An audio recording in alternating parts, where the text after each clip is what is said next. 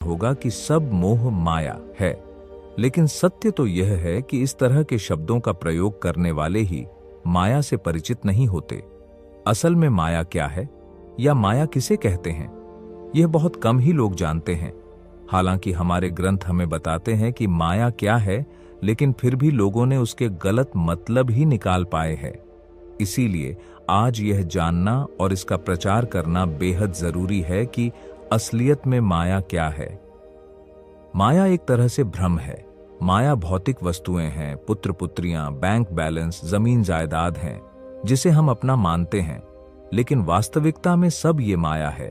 यह सब भ्रम है और मोह यानी इनको भोगने वाला लालच हमारे अंदर भरा हुआ है।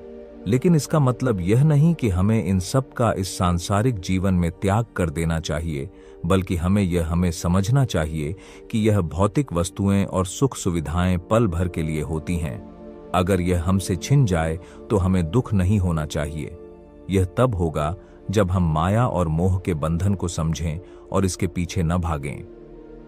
आप जरा अपने आप को ही देख लीजिए। जब कोई बड़ी कामयाबी, बड़ा घर, खूब सारा पैसा, पुत्र पुत्री आदि जब आपको मिल जाता है तो आप कहते हैं कि सब भगवान ने दिया है।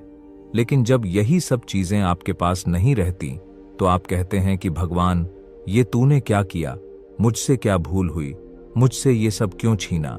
लेकिन ये सब चीजें भगवान ने ही आपको दी हैं और वह ले भी सकता है, और ऐसा भी हो सकता है आपको इसके बदले और ज्यादा दे दे।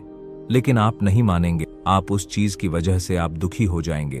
तब आप ये सोचे कि जब आप इस धरती पर आए थे तब आपके पास कुछ नहीं था, और ये सब आपके साथ जाएगा भी नहीं। जाएंगे तो सिर्फ आपके किए हुए कर्म और आपका इस धरती पर दूसरों के प्रति प्रेम रूपी व्यवहार और आपकी महानता। क्या होता है माया में डूबना? व्यक्ति जब अपनी इंद्रियों को नियंत्रित करने में पूरी तरह असमर्थ हो जाता है, उस समय लोग उसे कहते हैं कि वह इंसान पूरी तरह माया में उलझा हुआ है। मतलब यही है कि वह जिंदगी के मूल्यों को भूलकर छोटी छोटी तुच्छता दिखा रहा है। अर्थात मनुष्य ऐसे कामों में, ऐसी चीजों की उत्पत्ति करने में फंस जाता है जो बिल्कुल भी स्थायी नहीं है। जब आप यह जानते हैं कि कोई चीज स्थायी नहीं है तो आपको उसमें अपना मन नहीं लगाना चाहिए, बल्कि आपको उस पर ध्यान केंद्रित करना चाहिए जो सर्वज्ञ और सर्वथा है।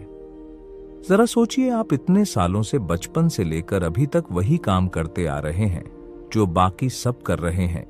हो सकता है कि आप ज्यादा या दूसरे लोग कम कर रहे हों। यही काम आपके पिता ने किया होगा और यही उनके पिता ने किया होगा और यही ऐसा ही कितने सालों से लोग दोहराते आ रहे हैं। फिर भी हम ये नहीं समझ पा रहे हैं कि आप भी वही प्रक्रिया दोहरा रहे जो लोग हजारों सालों से करते आ रहे हैं। अभी आप किसी माया रूपी चीज के पीछे पागल हैं। फिर यही करते करते आप किसी दिन मृत्यु को प्राप्त होंगे। फिर आपका बेटा या बेटी यही करते करते मृत्यु को प्राप्त होंगे और यही हजारों वर्ष तक चलेगा। अब आप सोचिए, क्या भगवान ने आपको इसी काम को दोहराने के लिए भेजा है? जरा भगवत गीता के इस श्लोक को समझे। दैवी हेषा गुणमयी मम माया दुरत्या मामेव ये प्रपद्यन्ते माया में ताम तरन्तिते। इसका अर्थ है, गुणों से परिपूर्ण मेरी यह दिव्य माया अजेय है। जो मेरी शरण में आते हैं वे इस माया से पार हो जाते हैं। यहाँ पर अजेय का अर्थ है कि जिसको आप कभी नहीं जीत सकते, यानी आप माया से कभी मुक्त नहीं हो पाएंगे। लेकिन आप सभी जब भगवान की शरण में जाएंगे तो आप इससे पार यानी मुक्त हो जाएंगे। अगर आप माया को आसान भाषा में समझना चाहते हैं तो इसे जरूर सुने। नारद ने एक दिन श्री कृष्ण से पूछा, प्रभु आपकी माया कैसी है, मैं देखना चाहता हूं। कई दिन के बाद श्री कृष्ण नारद को लेकर एक जंगल में गए। बहुत दूर जाने के बाद श्री कृष्ण नारद से बोले, नारद मुझे बड़ी प्यास लगी है, क्या कहीं से थोड़ा जल लाकर पिला सकते हो? नारद बोले, प्रभु कुछ देर ठहरिए, मैं अभी जल लेकर आता हूं। यह कहकर नारद चले गए। कुछ दूर पर एक गांव था। नारद वहीं जल की खोज करने लगे। एक मकान के द्वार पर पहुंचकर उन्होंने खटखटाया। द्वार खुला और एक परम सुंदरी कन्या उनके सम्मुख आकर खड़ी हुई। उसे देखते ही नारद सब कुछ भूल गए। भगवान उनकी प्रतीक्षा कर रहे होंगे, वे प्यासे होंगे, हो सकता है प्यास से उनका प्राण वियोग भी हो जाए। ये सभी बातें नारद भूल गए। सब कुछ भूलकर वे उसी कन्या के साथ बातचीत करने लगे। धीरे धीरे एक दूसरे के प्रति प्रणय भाव उत्पन्न होने लगा। तब फिर नारद उस कन्या के पिता के पास जाकर उसके साथ विवाह करने के लिए प्रार्थना करने लगे। विवाह भी हो गया और वे उसी गांव में रहने लगे। धीरे धीरे उनके संतति भी होने लगी। इसी तरह रहते रहते 12 वर्ष बीत गए। नारद के ससुर भी मर गए और उनकी संपत्ति के नारद उत्तराधिकारी हो गए और पुत्र कलत्र, भूमि, पशु, संपत्ति, गृह आदि को लेकर नारद खूब स्वच्छंदता पूर्वक सुख से रहने लगे। अंत में उन्हें यह बोध होने लगा कि वे खूब सुखी हैं। इसी समय उस देश में बाढ़ आई। एक दिन रात के समय नदी दोनों तटों को तोड़कर बहने लगी और संपूर्ण गांव डूब गया। मकान सब गिरने लगे। मनुष्य, पशु, पक्षी सब बह बह कर डूबने लगे। नदी की धार में सभी कुछ बहने लगा। नारद को भी भागना पड़ा। एक हाथ से उन्होंने स्त्री को पकड़ा, दूसरे हाथ से 2 बच्चों को और एक बालक को कंधे पर बिठाकर उस भयंकर नदी को पार करने की चेष्टा करने लगे। कुछ दूर जाने के बाद ही लहरों का वेग बढ़ने लगा। कंधे पर बैठे हुए शिशु की नारद किसी प्रकार रक्षा न कर सके। वह गिरकर तरंगों में बह गया। निराशा और दुख से नारद चीत्कार कर उठे। उसकी रक्षा करने को जाते ही और एक बालक, जिसका हाथ वे पकड़े हुए थे, हाथ से छूट डूब कर मर गया। पत्नी को वे अपने शरीर की समस्त शक्ति लगाकर पकड़े हुए थे। अंत में तरंगों के वेग से पत्नी भी उनके हाथ से छूट गई और वे स्वयं तट पर गिरकर मिट्टी में लोटपोट होने लगे और बड़े कातर स्वर में विलाप करने लगे। इसी समय मानो किसी ने उनकी पीठ पर कोमल हाथ रखकर कहा, वत्स, कहाँ, जल कहाँ है? तुम जल लेने गए थे, मैं तुम्हारी प्रतीक्षा में हूं।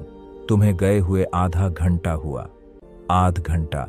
नारद के लिए तो 12 वर्ष बीत चुके थे और आधे घंटे के भीतर ही ये सब दृश्य उनके मन के अंदर से निकल गए। यही माया है। किसी न किसी रूप में हम सब इसी माया के भीतर रहते हैं। माया हमेशा बदलती रहती है। यदि आप इसमें फंसे तो यह आपको आपके अनुसार ही नियंत्रित करना सीख लेती है। जैसे आज ज्यादा पैसे कमाए हैं तो खुशी का अनुभव करते हैं और वही कल कम पैसे कमा पाए तो व्यक्ति दुखी हो जाता है।